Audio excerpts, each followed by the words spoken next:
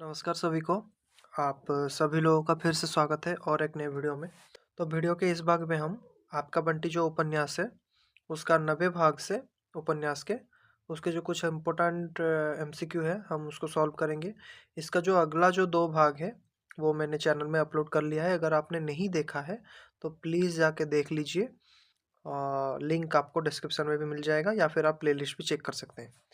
तो आगे बढ़ते हैं। देखिए, 90 भाग की शुरुआत में बंटी के सो जाने के बाद शकुन की क्या स्थिति थी? वो गहरी नींद में सो गई थी, वो फिर नहीं सो सकी, कॉलेज के काम में व्यस्त हो गई या फिर डॉक्टर जोशी से बात करने चली गई? तो यहाँ पे आंसर हो जाएगा, वो फिर नहीं सो सकी, वो सिर्फ सोचने लगती है। आगे चलते हैं। डॉक्टर जोशी ने बंटी के उस उग्र व्यवहार के बाद शकुन को सांत्वना देते हुए क्या कहा कि टेक इट इजी। यहाँ पे याद रखिए, टेक इट इजी उन्होंने कहा था, इसे सहजता से लो। शकुन को वकील चाचा की कौन सी बात बार बार याद आ रही थी? बंटी को पढ़ाना जरूरी है, बंटी को अजय से दूर रखो, let him grow like a boy, grow like a man, Bunty को डॉक्टर जोशी से मिलवाओ। तो वकील चाचा एक ही बात बोलते हैं कि let him grow like a boy like a man.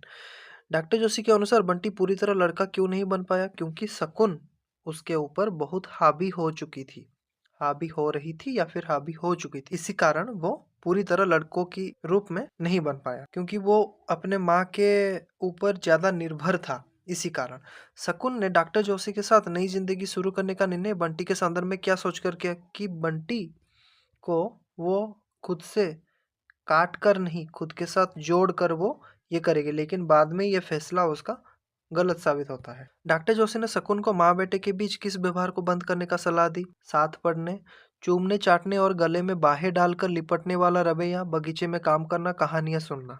तो ये याद रखिए, ये काफी इंपॉर्टेंट है। चूमने चाटने और गले में बाहें डालकर लिपटने वाला रवैया, वो काफी निर्भर और स्नेह से बांध रखी थी बंटी को। इसी कारण डॉक्टर जोशी के अनुसार जहाँ जस्टिफिकेशन है, वहाँ क्या होता है? प्यार, गिल्ट, सच्चाई या फिर नफरत? तो वहाँ पे गिल्ट होता है डॉक्टर के अनुसार। डॉक्टर जोशी के अनुसार वो शकुन को बोलते हैं कि जहाँ जस्टिफिकेशन होता है, वहाँ गिल्ट बहुत ज्यादा होता है। आगे चलते हैं। डॉक्टर जोशी ने अपनी पहली पत्नी प्रमीला के साथ बिताए जीवन के बारे में शकुन से क्या कहा? वो मेरा इतना निजी है कि मैं किसी के साथ शेयर नहीं कर सकता। यह अमित और जोत के साथ वाले सीन में ये होता है, साथ वाले दृश्य में ये होता है। शकुन को डॉक्टर जोशी के सामने कभी कभी अकारण छोटा होने का बोध क्यों होता है? क्योंकि वो डॉक्टर जोशी अमीर थे। डॉक्टर जोशी के पास बड़ा होकर जीने लायक कोई पूंजी, अतीत का सुख नहीं थी। क्योंकि वो एक प्रिंसिपल थी, क्योंकि बंटी उससे तंग करता था, तो उसके पास बड़ा होकर जीने लायक कोई भी पूंजी या फिर सुख नहीं था। इसी कारण वो अकारण ही छोटा महसूस करते थे। कॉलेज के मैनेजर ने शकुन से किस विषय पर आकर पूछताछ की थी? कॉलेज के बजट के बारे में, शकुन और डॉक्टर जोशी के संबंधों के बारे में, बंटी की बिगड़ती पढ़ाई के बारे में, नई बिल्डिंग के निर्माण के बारे में। तो वो आके पूछते हैं कि शकुन और डॉक्टर जोशी के संबंधों के बारे में। याद रखिए, सिर्फ इसको देख देने से आपका कुछ लाभ नहीं होगा। आप इसको देख रहे हैं, मतलब आप इस उपन्यास के इस भाग को पढ़कर आना आपको ज़्यादा ज़रूरी है। अगर पढ़ेंगे तभी आपको इस परिस्थिति को, जिन परिस्थितियों से मैंने क्वेश्चन दिया हुआ है, उन परिस्थिति को ज़्यादा अच्छे से समझ सकेंगे। आगे चलते हैं। रात में पानी पीने उठी शकुन ने रजाई ओढ़े सो रहे बंटी को देखकर क्या महसूस किया? बहुत मासूम लग रहा था, जैसे बंटी नहीं अजय सो रहा है। बहुत बीमार लग रहा था, डॉक्टर जोशी जैसा लग रहा था। तो वो महसूस करता है कि जैसे बंटी नहीं, वहाँ पे अजय सो रहा होता है।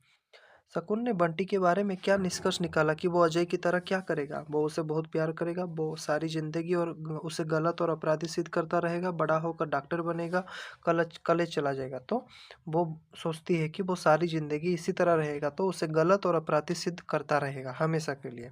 कौन? बंटी। शकुन ने अंततः बंटी को किसके पास भेज देने का विचार किया? अजय या फिर उसके पापा के पास। डॉक्टर जोशी ने बंटी के व्यवहार का विश्लेषण करते हुए उसे कैसा बच्चा कहा? यह आसानी है, प्रॉब्लम चाइल्ड। डॉक्टर जोशी के अनुसार बंटी शकुन के प्रति इतना पॉजिटिव क्यों हो गया था? शकुन की संपत्ति के कारण, उसके साथ अकेले रहने के कारण, अजय से को के भड़काने के कारण, डॉक्टर जोशी से नफरत के कारण। तो शकुन के साथ अकेले रहने के कारण वो शकुन के प्रति इतना पॉजिटिव हो गया था। डॉक्टर जोशी द्वारा बंटी की जिम्मेदारी स्वयं पर लेने का आश्वासन शकुन पर क्या प्रभाव डालता है? वो अधिक सशंकित होती है, उसके भीतर गांठ धीरे धीरे खुलती जाती है और उसे सहारा मिलता है। इसका मैं समझाता हूँ, आगे ऑप्शन देख लेते हैं। वो और अधिक सशंकित हो जाती है, उसके भीतर की गांठ धीरे से खुल जाती है और उसे सहारा मिलता है। वो डॉक्टर जोशी को घर से जाने के लिए कहती है, वो बंटी को पीटने लगती है। तो आंसर होगा उसके भीतर की गांठ और धीरे से खुलने लगती है और उसे सहारा मिलता है। भीतर की गांठ धीरे से खुलने लगती है, इसका मतलब है जो उसके ऊपर एक रिस्पॉन्सिबिलिटी था, अगर मैं नहीं तो इसका जो देखभाल और कौन करेगा। तो वो जो जिम्मेदारी था वो धीरे धीरे शकुन के सर से हटने लगता है। आगे चलते हैं। शकुन का अपने अस्तित्व को डॉक्टर जोशी के प्रति समर्पित कर देना किस मानसिक स्थिति को दर्शाता है? उसकी कायरता को, आत्मनिर्भरता की इच्छा को, एक पुरुष के साथ की गहन आवश्यकता और समर्पण के सुख को, अजय से बदला लेने की खुशी को। तो याद रखिए, शकुन के हिसाब से एक पुरुष के साथ की गहन आवश्यकता और समर्पण के सुख को ही पाने के लिए ही शकुन अपने अस्तित्व को डॉक्टर जोशी के प्रति समर्पित कर देती है। ये कहानी के 9वें भाग का पाठ है। आगे चलते हैं 10वें भाग में। 10वें भाग की शुरुआत में बंटी की यादों के अनुसार मम्मी की शादी में इनमें से क्या नहीं हुआ था? बाजा गाजा और हाथी घोड़ा, आतिशबाजी दोनों, या फिर दावत और सजावट? ए और बी दोनों आंसर हो जाएगा। मम्मी की शादी की खबर मिलने पर बधाई देने के लिए गोद में गुड़िया लटकाए कौन आया था? दीपा आंटी, वकील चाचा, टीटू की अम्मा, हीरालाल और पत्नी। तो याद रखिए, टीटू की अम्मा आई थी गोद में गुड़िया डालकर। आगे चलते हैं। टीटू की अम्मा ने व्यंग करते हुए डॉक्टर जोशी के बार बार घर आने के बारे में क्या कहा? कि सोचा कोई बीमार होगा। जब बंटी ने बताया कि कोई बीमार नहीं है तो सोचा भाई आते होंगे। तो ये उक्ति टीटू की अम्मा ने बोली थी। टीटू की अम्मा की बातें सुनकर बंटी को मम्मी का चेहरा कैसा दिखाई पड़ा? तो उनका चेहरा लाल हो गया था, एकदम लाल हो गया। रात के समय मेज पर काम करती मम्मी को देखकर बंटी के मन में कौन सी छवि उभरी? परीलोक की परी, बंगाल की जादूगरनी, कॉलेज की प्रिंसिपल, सोनल रानी। तो याद रखिए, यहाँ पे कॉलेज की प्रिंसिपल नहीं होगा। बंटी सोचता था कि कॉलेज की प्रिंसिपल आएंगी, लेकिन उस समय बंगाल की जादूगरनी के रूप में या फिर जादूगरनी की छवि के रूप में मम्मी का चेहरा उसे दिखाई पड़ता है। फूफी ने शकुन की दूसरी शादी के विरोध में कहाँ जाने का निर्णय लिया? हरिद्वार जाने का निर्णय लिया, जिससे बंटी बहुत ही आहत होता है। फूफी ने शकुन की जवानी और शादी पर क्या कठोर टिप्पणी दी? याद रखिए, ये एक उक्ति हो जाएगा। जवानी यूं ही अंधी होती है बऊजी, फिर बुढ़ापे में उठी जवानी तो महान सत्यानाशी। तो ये याद रखिए, यहाँ पे ये फूफी की उक्ति है, इम्पोर्टेंट उक्ति है। फूफी ने जाते समय बंटी की स्थिति के बारे में शकुन को क्या वचन देने को कहा? बंटी को खूब पढ़ाना, बंटी को अजय के पास मत भेजना, बंटी बाप के रहते बिना बाप का हुआ है, अब माँ के रहते बिना माँ का न हो जाए। ये भी फूफी की उक्ति है, इम्पोर्टेंट उक्ति है, इसको आप याद रखना है। तो आगे चलते हैं। रेलवे स्टेशन पर शकुन ने फूफी को विदा करते समय कितने रुपए का नोट देना चाहा? 10, 50, 100 या फिर 500? तो 100 रुपये देना चाहा। मम्मी ने नए घर जाने के लिए किस दिन को शुभ समय बताकर रुकने का निर्णय लिया? रविवार, सोमवार, शनिवार या फिर शुक्रवार? जब फाइनल हो गया कि शकुन डॉक्टर जोशी के घर में शिफ्ट होंगी विवाह के पश्चात, तो मम्मी ने सोमवार को शुभ बताकर रुकने का निर्णय लिया। पुराने घर से विदा होते समय बंटी को अजय के बारे में क्या चिंता हुई? पापा कब आएंगे? पापा को तो इस घर का पता ही मालूम नहीं है, उन्हें नया घर का पता कैसे मालूम पड़ेगा? पापा को मम्मी की शादी का पता है या नहीं? पापा ने कोई चीज क्यों नहीं भेजी? तो पापा को तो इस घर का पता नहीं है, वो कैसे जानेंगे हम नए घर में चले गए हैं? पुराने घर के बगीचे में कौन सा पौधा बंटी को देखकर झूम रहा था? गुलाब का, चंपा का, आम का, मोरपंखी का? तो आम का पौधा बंटी को देखकर झूम रहा था। नए घर पर जाने के लिए शकुन ने किन लोगों को सामान समेटने और घर बंद करने का आदेश दिया? वकील चाचा, डॉक्टर जोशी, टीटू और उसके पापा, हीरालाल और माली, केवल बंसीलाल। तो हीरालाल और माली को सामान समेटने का और घर को बंद करने का आदेश दिया। पुराने घर को छोड़ते समय शकुन ने बंटी को क्या कहकर ढांढस बंधाया? वो घर बहुत छोटा है, ये तो कॉलेज का घर था बेटा, अपना घर तो नहीं था, अब वहाँ अपना घर होगा। तो याद रखिए, यही है और ये इम्पोर्टेंट उक्ति भी है। विदाई के समय बंटी का ना रोना और अबस भाव से मम्मी पर लद जाना उसके किस मानसिक स्थिति को दर्शाता है? उसकी अत्यधिक खुशी, उसकी जड़ता और गहरे मानसिक अवसाद को, उसके विद्रोही स्वभाव को, उसकी समझदारी को, तो उसकी जड़ता और गहरे मानसिक अवसाद को। शादी के बाद बंटी ने मम्मी के चेहरे पर कौन सा नया बदलाव देखा? चश्मा, मांग का चमकता हुआ सिंदूर, चेहरे पर झुर्रियां, उदासी की परतें। तो शादी के बाद मांग पर चमकता हुआ सिंदूर उसने पहली बार देखा। 10वें भाग के अंत में बंटी ने पुराने घर के पीछे छूटते हुए कैसे महसूस किया? जैसे सब कुछ वहीं ठहर गया हो, जैसे घर, बगीचा, हीरालाल और माली सब कार के साथ दौड़े चले आ रहे हो। उसे बहुत खुशी हुई, उसे पीछे मुड़कर नहीं देखा। तो जैसे घर, बगीचा, हीरालाल और माली सब कार के साथ दौड़े चले आ रहे हो। आगे चलते हैं। नए घर पर पहुंचने पर बंटी को कोठी कैसी दिखाई दी? पुरानी और धूल भरी, इस तरह चमचमा रही थी जैसे कल ही बनी हो। टूटी फूटी और उदास, उसका रंग फीका पड़ गया था। तो जैसे नई चमचमा रही थी जैसे कल ही बनी थी। डॉक्टर जोशी की कोठी पर पहुंचने पर बंटी का स्वागत किसने किया? केवल डॉक्टर जोशी ने। डॉक्टर जोशी, जोत और अम्मी ने। केवल बंसीलाल ने। वकील चाचा ने। तो डॉक्टर जोशी, जोत और अमित ने किया। नए बेडरूम, शकुन और डॉक्टर जोशी का कमरा की दीवारें और पर्दे का रंग कैसा था? याद रखिए, ये इंपॉर्टेंट क्वेश्चन है। सफ़ेद दीवारें, लाल पर्दे, गुलाबी दीवारें और पीले पर्दे, हल्की नीली दीवारें और गहरे नीले पर्दे, हल्की दीवारें और सफ़ेद पर्दे। तो याद रखिए, हल्की नीली दीवारें और गहरे नीले पर्दे। आगे चलते हैं। बंटी ने नए बेडरूम में ड्रेसिंग टेबल पर किस चीज़ को खोजने की कोशिश की? अपनी मम्मी की जादुई शीशी और अपनी घड़ी, पापा की तस्वीर। तो मम्मी की जादुई शीशी को या फिर इत्र की शीशी को, जो वो जो जादू की शीशी समझ रहा था, उसको ढूंढने की कोशिश की। खाने की मेज पर किस बच्चे की कुर्सी तय या फिर फिक्स थी, जिस पर कोई नहीं बैठ सकता? बंटी की, जोत की, अम्मी की या फिर शकुन की? तो अम्मी की कुर्सी फिक्स था, उसको कोई चेंज नहीं कर सकता। कोठी पर गृह प्रवेश की दावत के समय शोर मचाते हुए कौन सा नया पात्र आया? अजय, वकील चाचा, मिस्टर वर्मा या फिर हीरालाल? तो याद रखिए, वहाँ पे मिस्टर वर्मा नामक और एक पात्र आता है, जो कम समय के लिए उपन्यास के अंदर रहता है, लेकिन उसका जो व्यवहार बंटी के मन में काफ़ी छाप छोड़ के जाता है। मिस्टर वर्मा ने शकुन को किस नाम से पुकारा या फिर संबोधित किया? मिसेस वर्मा, शकुन जी, मिसेस जोशी, प्रिंसिपल साहिबा। तो वो मिसेस जोशी के नाम से उनको पुकार के संबोधित करता है। बंटी ने अपना क्या नाम बताकर मिस्टर वर्मा को अपनी पहचान स्पष्ट की? बंटी जोशी, अनूप जोशी, अनूप बन्ना या फिर बंटी बन्ना। तो अनूप बन्ना बोल के वो खुद को पहचान खुद का पहचान मिस्टर वर्मा को देता है। बंटी ने अपने पुराने घर के सामान की टोकरी में अपने किस खिलौने के सिर के बल ठुसा हुआ देखा? किस खिलौने को सिर के बल ठुसा हुआ देखा और उसे सीधा कर दिया? अपनी बंदूक को, अपनी सिपाही को, अपने मोटर कार को, अपनी गेंद को? अपने सिपाही को। याद रखिए, अपने सिपाही को वो सिर के बल ठुसा हुआ देखता है।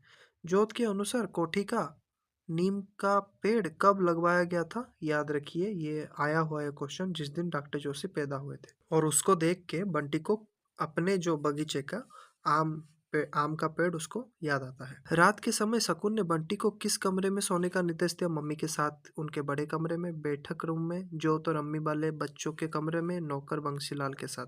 तो जोत और अम्मी वाले बच्चों के कमरे में सोने का निर्देश दिया। रात में अकेले कमरे में सोने के दौरान बंटी के डरने और चिल्लाने का मुख्य कारण क्या था? उसे भूख लगी थी। अंधेरा होने पर उसे भूत राक्षसों की आकृतियां दिखाई दे रही थी। उसे प्यास लगी थी। उसे अपने पुराने घर की याद आ रही थी। तो अंधेरा होने पर उसे भूत राक्षसों की आकृतियां दिखने लगी थी। जब बंटी ने डरकर मम्मी का दरवाजा खटखटाया तो मम्मी उसे कहाँ ले गई? उसे फिर से अपने कमरे में ले गई, जो नीली रोशनी वाले कमरे उसे अपने कमरे में ले गई जो नीली रोशनी वाली थी। नए घर में बंटी का स्कूल की मैली यूनिफॉर्म में बैठे रहना, अम्मी जोत का नए कपड़ों में होना बंटी की किस भावना को दर्शाता है? याद रखिए, उसकी लापरवाही को, गरीबी को, उसको जो उपेक्षा हो रहा था, अलगाव और उस घर का हिस्सा ना होने का एहसास को, उसके जिद्दी स्वभाव को। उसका उपेक्षा, अलगाव और उस घर का हिस्सा ना होने के एहसास को वो शकुन भी कर रही थी, वो खुद भी ये महसूस कर रहा था। आगे चलते हैं। 11वें भाग के अंत में बंटी ने मम्मी को डॉक्टर जोशी के बारे में क्या सोचकर छी छी महसूस की? क्योंकि उन्होंने उसे मारा था, क्योंकि उन्होंने उसे मिठाई नहीं दी, उनकी निर्वस्त्र अवस्था, नग्नता को देखकर, क्योंकि वे आपस में लड़ रहे थे। तो वो जब उनको निर्वस्त्र रूप में देख देता है, उसी समय वो सोचकर छी छी उनको बोलता है। मम्मी के जूड़े में रात को क्या लिपटा हुआ था जिसकी महक बंटी महसूस कर रहा था? मोगरे की माला, गुलाब का फूल, रेशमी रिबन, सोने की चेन। तो मोगरे की माला लिपटा हुआ था जिसकी महक बंटी महसूस कर रहा था।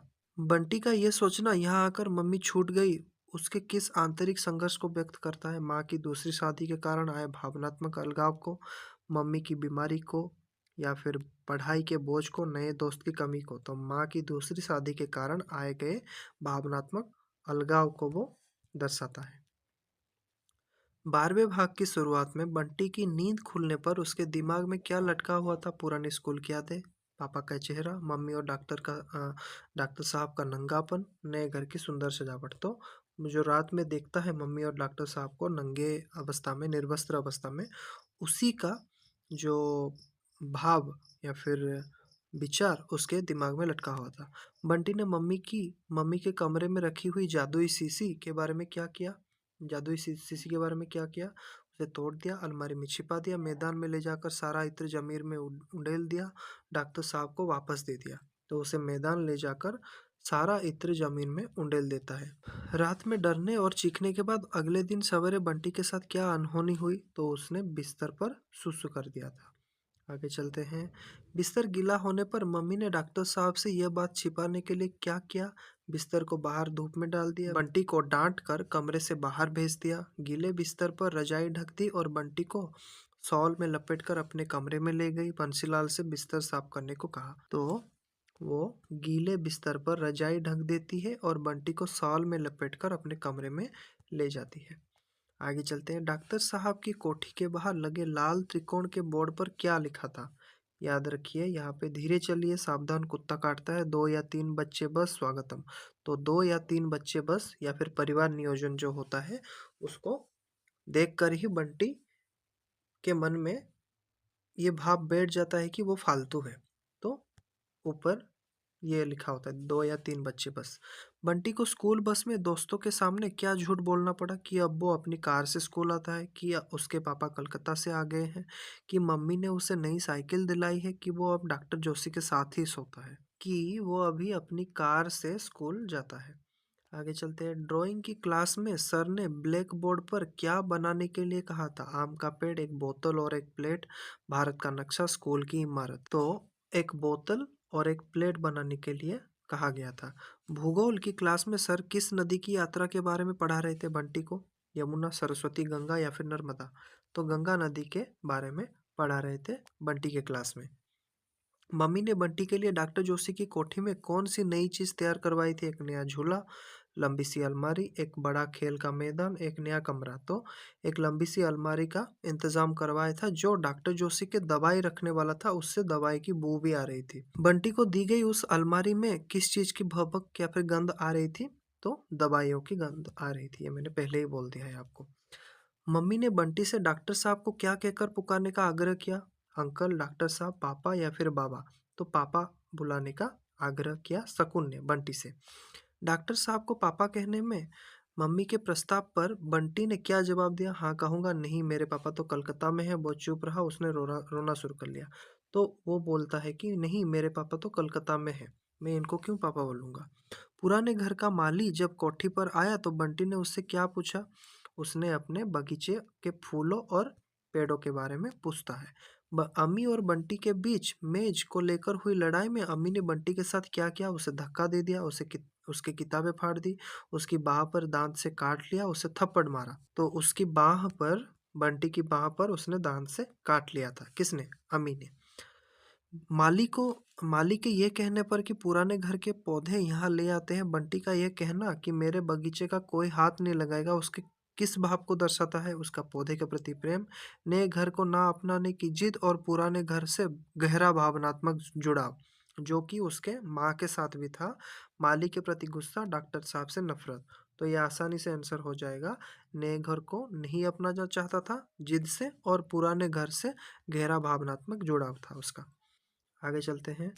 डॉक्टर साहब के 2 बच्चे बस वाले सिद्धांतों और अम्मी जोत के विशेष अधिकारों को देखकर बंटी का खुद को फालतू बंटी समझना क्या संकेत देता है? बंटी की हीन भावना और विस्थापन का गहरा एहसास, बंटी के आलसी स्वभाव, जाने की अनिच्छा, स्कूल जाने की अनिच्छा, मम्मी के प्रति उसकी नाराज़गी। तो ये दिखाता है कि बंटी की हीन भावना और विस्थापन का गहरा एहसास, ये वो खुद भी सोच रहा था, उसके मन में विचार आ रहा था, उसके साथ-साथ आस-पास के लोग, साथ ही साथ शकुन भी, उसकी माँ भी अ, परिस्थिति में पड़ के उसको ये एहसास करवा रहे थे। जानबूझ के नहीं, बिना जानबूझ के ही सही, लेकिन करवा तो रहे थे। आगे चलते हैं। अम्मी के साथ झगड़ा होने पर और चोट लगने के बाद बंटी ने रात को क्या निर्णय लिया? वो घर छोड़कर भाग जाएगा, वो कल ही पापा को चिट्ठी लिखेगा, वो स्कूल नहीं जाएगा, वो मम्मी से कभी बात नहीं करेगा। तो वो सोचता है कि कल ही वो पापा को चिट्ठी लिखेगा। इस भाग में बस इतना ही। नेक्स्ट वीडियो के पार्ट में हम 13वें भाग से 16वें भाग तक या फिर उपन्यास के अंत तक हम एमसीक्यू को सॉल्व करेंगे।